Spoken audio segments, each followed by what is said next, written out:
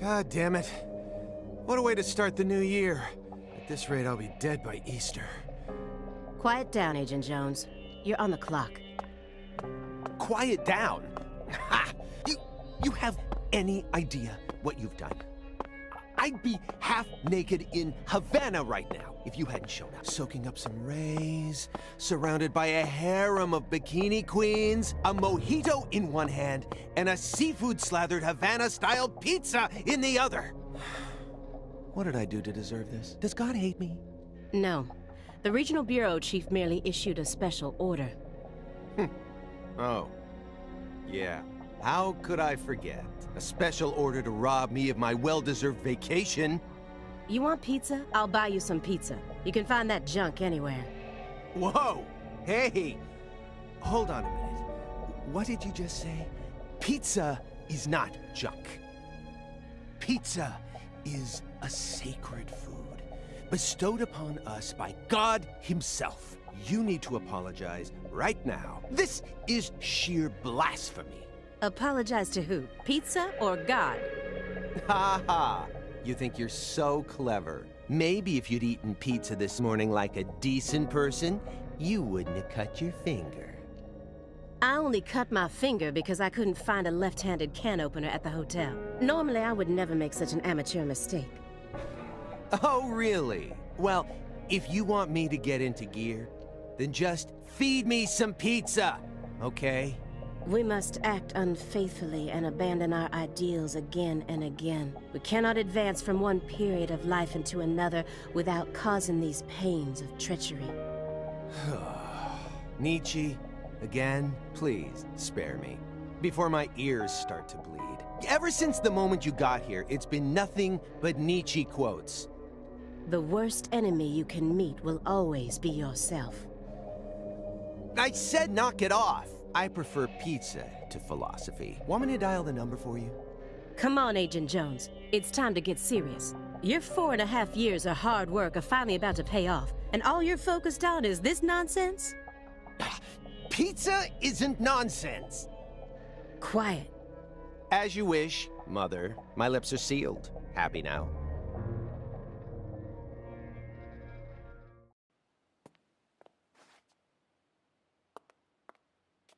Agent Jones, don't let him take control of the conversation.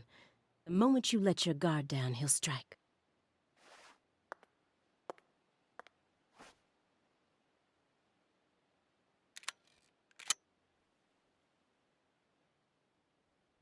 And no red, remember?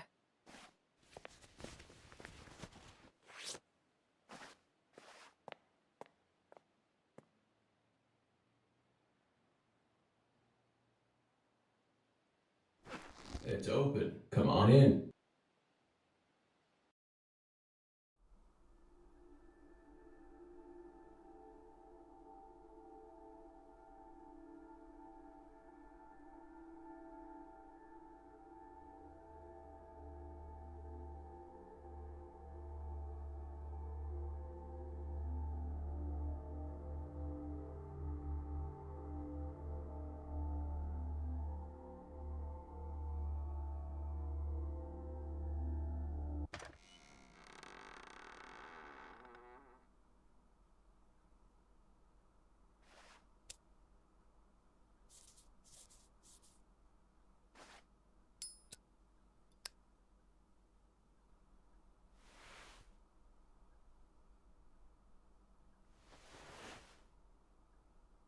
You have questions for us.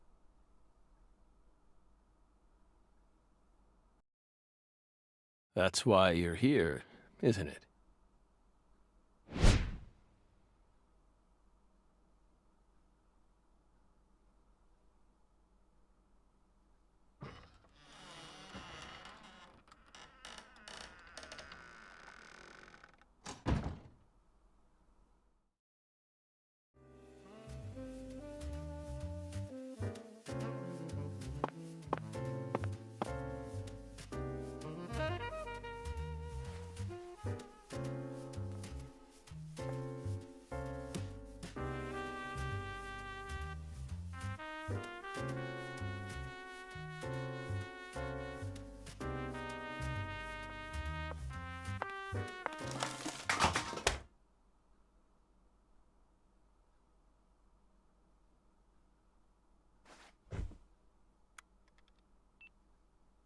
Mr. Morgan, before we question you, allow me to first read you your rights.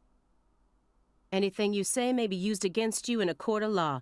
Please keep that in mind as you speak. Do we have permission to film this?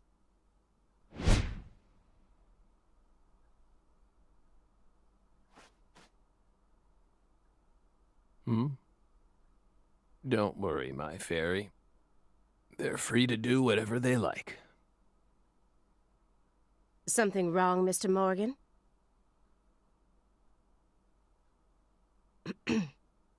I'm FBI Special Agent Aaliyah Davis, and this is... Simon Jones. An analyst from the Boston branch. He's been monitoring us for years now. Oh, hi.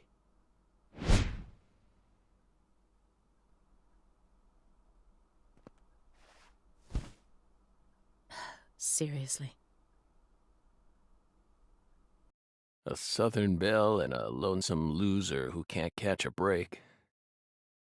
Quite the uncanny duo. You'd be the perfect stars for the latest video game. Isn't that right, my fairy?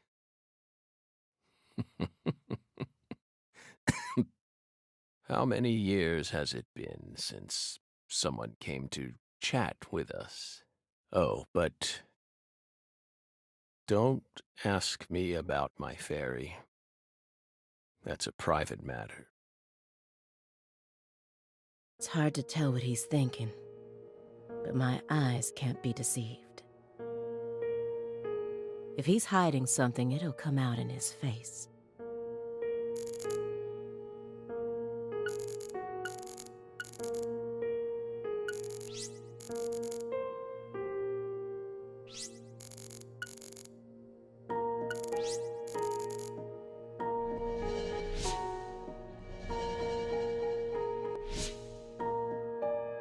Letters of appreciation from the governor and the Department of Justice. They're caked in dust as if he doesn't even care about them. You solved many difficult cases across your career, utilizing your own unique MO. You've expertly cracked cases that were otherwise thought to be unsolvable. According to our records, after joining the FBI in 2002, you quickly solved 2 drug ring-related kidnapping cases.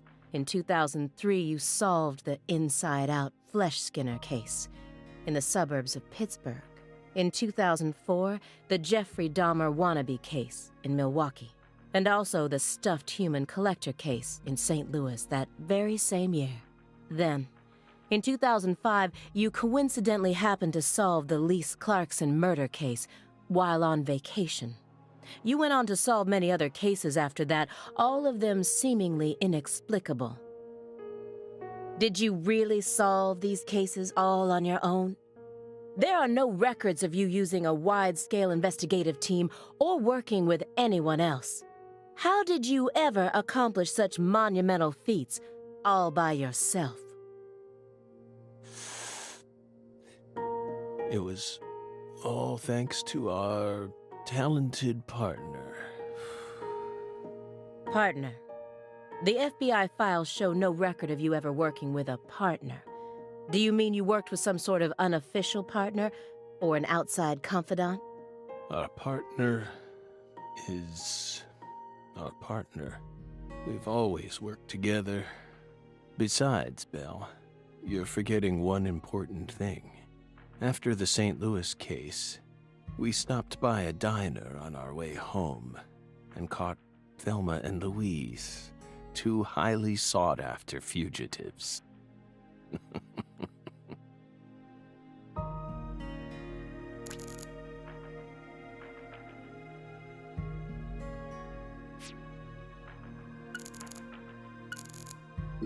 This smell.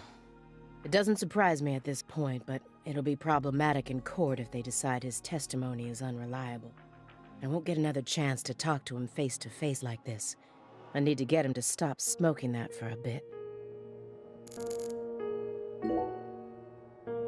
Excuse me, Mr. Morgan, but would you please refrain from consuming that while we speak? I'm talking about... yes, that.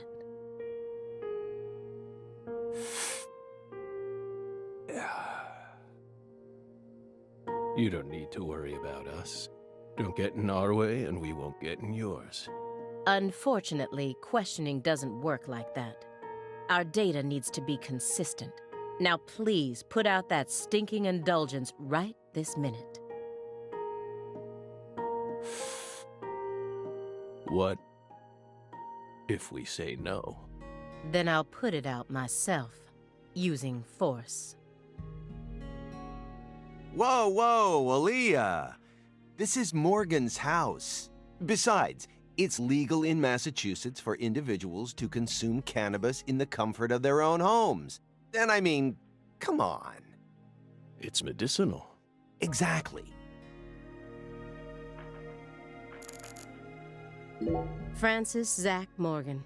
He was once an FBI special agent, an extremely talented one. At least that's what they tell me. Perhaps he was a little too talented. Hey, Belle. Why are you dressed so handsomely? What are you talking about? The thick black accessory wrapped around your neck. That's a male necktie. The color black represents confidence and interest in the self. And your decision to wear a male tie symbolizes your declaration of war against a predominantly male society. Or perhaps it's a psychological barrier meant to hide the weakness that dwells deep within your psyche. We admire your bravery. I thought you retired from profiling. Bullseye, huh? You're an easy one to read. In order to think with society, a man must first gouge out his eyes and cut off his ears. Don't judge a book by its cover. For someone who's supposed to have been one of our best, you've got an awful eye for people. Or did all that smoke and kill all your little gray cells? Okay, Aaliyah, that's enough.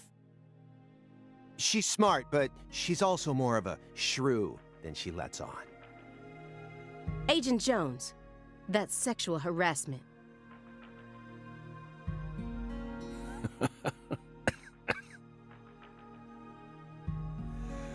So, Belle, does that barrier of yours also protect you from violent criminals?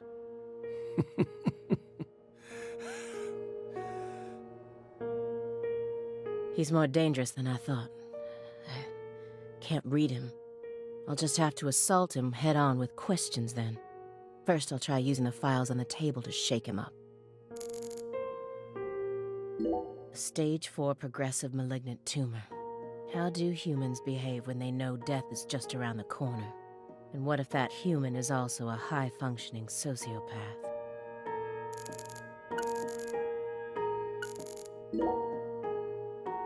Mr. Morgan, may I ask you a question purely out of curiosity? If it makes you uncomfortable, just let me know, and I'll retract it. Belle, what's wrong? You sure put a lot of effort into that approach. It's a question about death. About this body? Are you afraid? of what's coming. Think carefully about why we're smoking this, then ask us again. Honestly, we're not afraid. Rather, we find it intriguing. Intriguing. Yes. Belle, have you ever been to the Grand Canyon in winter? No. In the dead of winter, the Grand Canyon is terribly cold. Colder than you could imagine. A cold that no photograph could ever express. The sun. Powerless. And the temperature drops below 0, right in the middle of the day. Meaning? Meaning, you can't really understand something until you experience it for yourself. If you want to learn more about us, you need to gain more experience. Well,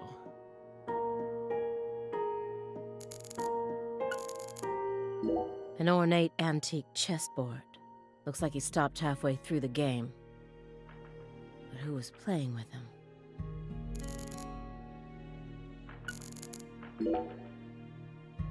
That chessboard looks rather old. And you can't even buy those ivory pieces anymore. Right. They were banned by the CITES Treaty.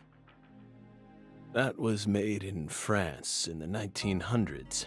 We know it's in bad taste, but the weight of the ivory just feels so good in our hands. You play chess alone? Is that a crime? No.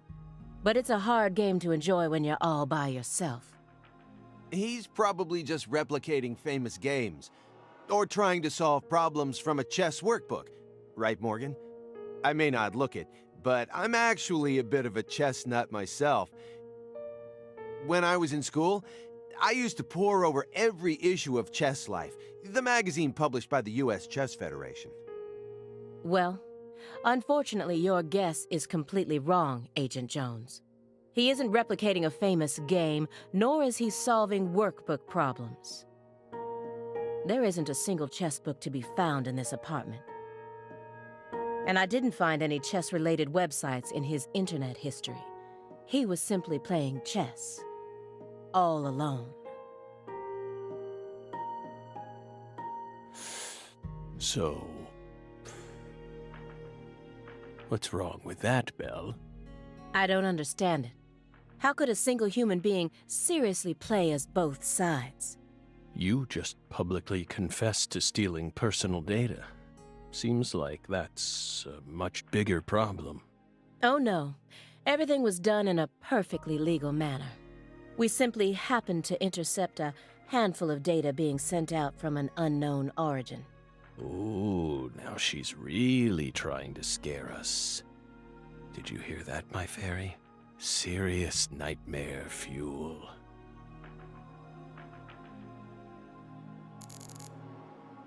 These files are from the case that took place just outside of New Orleans in 2005. The agent who handled the case was Francis Zach Morgan, and now he's sitting right in front of me. Do you remember the homicides that took place in Le Carré, Louisiana in 2005? We solved that case. Your report states the following. By coincidence, you encountered a serious incident in a town you visited while on vacation. You then decided to steal the right to investigate from the local law enforcement and took over the case. After several more homicides, you managed to apprehend the perpetrator. Yes. Yes. Yes, that's exactly what happened. We stole the right to investigate from them, just as you said. It all started when the body of a 16-year-old girl was discovered. You arrived in Le Carré immediately after that, didn't you? We just can't seem to keep ourselves away from dead girls. Did you really visit that town just to take a vacation? We don't know. If you already have the report, then we suggest you read it, Belle. Either way, That case is closed. Closed. You sure about that? Don't you think this puzzle is still missing some crucial pieces? Come on. No need to beat around the bush with us, Belle. They found Lise Clarkson's body. It was hidden deep within the Clarkson Food Delivery Services cold storage warehouse. After 14 years, we finally discovered the body of the very first victim. Do you know what this means? That's why we're here. The first victim in the case he solved, Lise Clarkson. And this is a photograph of what she looks like now. How will he react when he sees it?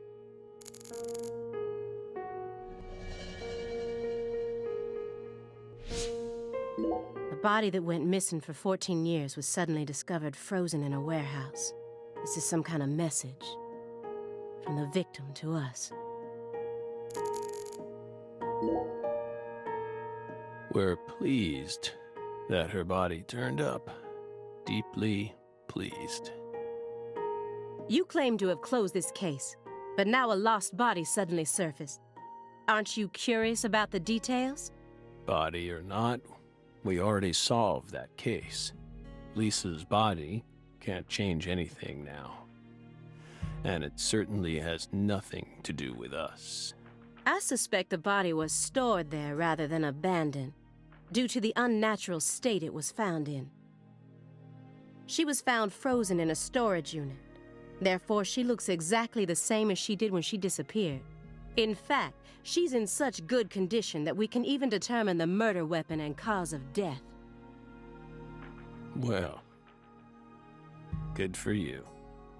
Even stranger is how unbelievably beautiful she looks. At first glance, few would guess she was a murder victim at all. She looks more like a piece of art, or a mythological figure from a painting.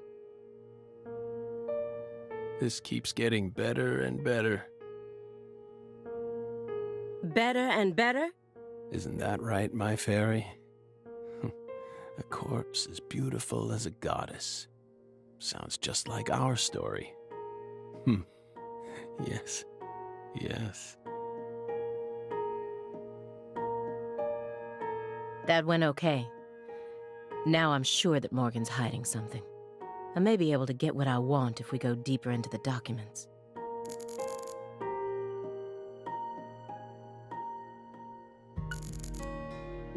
A halfway finished chess game. I think he was playing. If it was merely for entertainment, it wouldn't be a problem. But I know that every action he takes has its own special purpose, especially now that his remaining time is limited.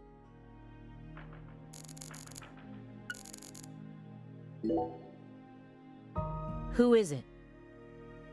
This my fairy character you keep speaking to. You can't see her? Such bad manners. You barge into our apartment, yet you don't even care about who else is living here. Dissociative identity disorder. In the past, it was known as multiple personality disorder. You were subjected to an internal probe only once during your career, correct?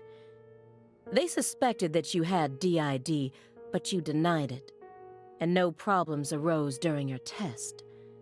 Is this how you dealt with the psychological profiler back then, too? Saying strange things, weaving unrelated matters together. Is that how you slipped through?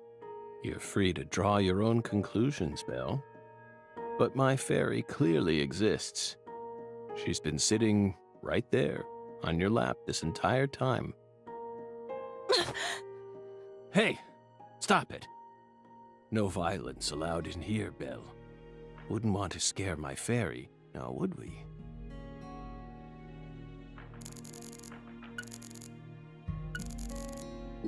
He didn't so much as twitch when he saw the picture of the body. He's even tougher than the rumors made him out to be. But I was prepared for that. And if my hunch is right, he's deeply intertwined with this case. Far deeper than what my superiors think. You may be wondering why we decided to unearth all these old files. Everything happens for a reason.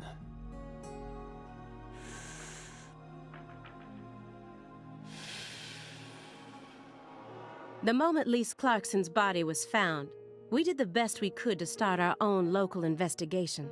But there wasn't much we could actually investigate due to the damage caused by the hurricane. Then we assume you also questioned everyone who worked in the warehouse. Of course.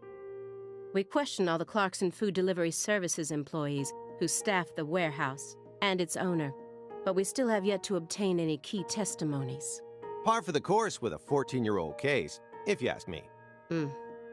Not to mention how bad the timing was. Most of the employees were on vacation.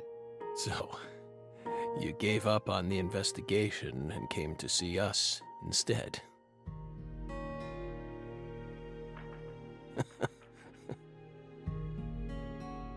Remember what happened, my fairy?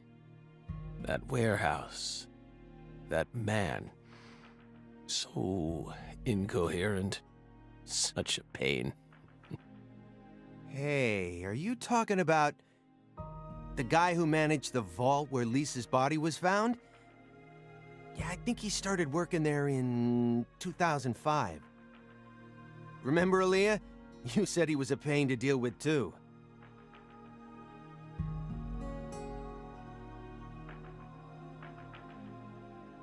The large man, yes?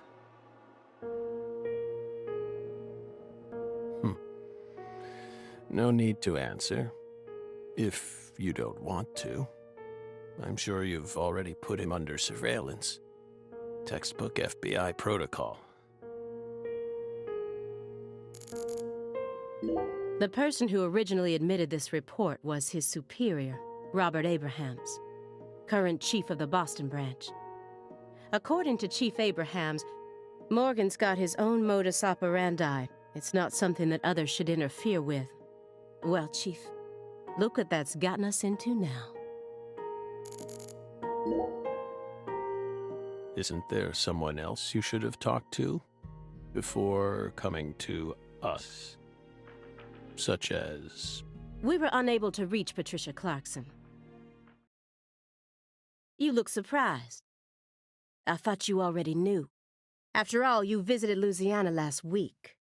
We assumed you met with her during your time there. We haven't been to Louisiana. Not in 14 years.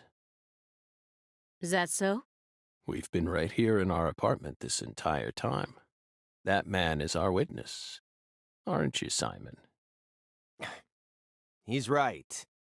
He didn't even take a single step outside on Christmas Eve. Which means that I didn't get to either. Are you positive about that? I took the liberty of checking some airline records. Last Friday, the name Billy Bishop was listed on a morning flight out of Boston. This is the fake name you used to use as an agent, isn't it? A mere coincidence. Yet that's not all.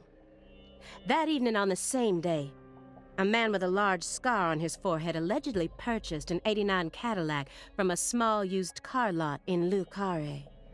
He reportedly said he wanted something old, big, and strong. The owner of the car lot felt it was a strange order, so it stuck in his mind. Our world is filled with mysteries. And they always have the most bizarre timing.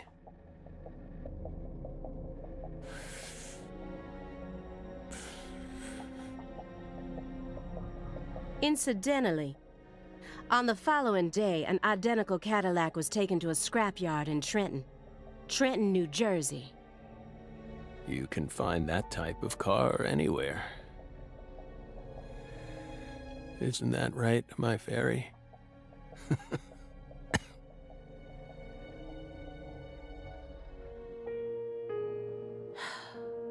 Morgan's right. Everything happens for a reason. Even this messy room.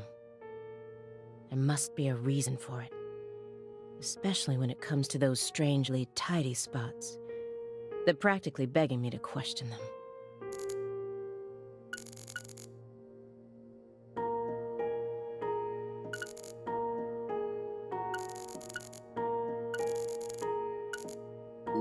Poly-MVA supplements, and a home IV kit. It's probably filled with highly concentrated vitamin C. He said that being on the verge of death is intriguing. But then why does he have such an elaborate home medical care setup? How does he truly feel?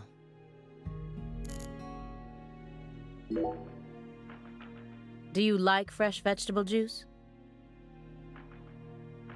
Why would you think that? There's a juicer in your sink that hasn't been washed yet. And do I smell the faint fragrance of baked beans? You didn't use much salt, did you? What are you implying? You just told me that you find impending death to be intriguing. That confused me. When I look around your room, all I can see are the many ways in which you're resisting death. Poly-MVA treatment, highly concentrated vitamin C IVs, fresh vegetable juice, vegetable protein without salt, gallons of vitamin D milk for fat and calcium. The ambivalence, yes. What? Two contradictory emotions, mixing, coexisting together. An adult, mature mind is never satisfied with only one response. It's common sense. Isn't that right, my fairy?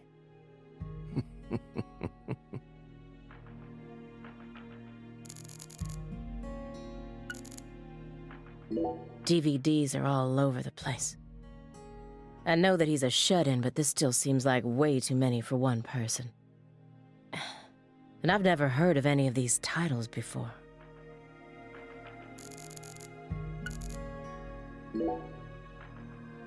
A stinking indulgence, and a massive DVD collection. You must live a very comfortable life.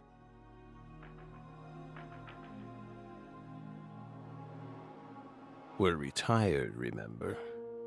Retired in your 40s. I'm envious. But who doesn't love movies, Belle? I'm not a fan. Oh, that won't do. You should dedicate all the free time you have to watching movies. It's practically an unwritten law. Films guide us. Films are filled with every important life lesson there is. Is that so? For example, They Live, 1988, directed by John Carpenter. That film taught us a valuable lesson. Always put on your sunglasses before a fight. You know, you've got a point. Movies teach us about everything we need to know. I learned about the right way to eat frozen pizza from Cobra. It's one of Stallone's best films.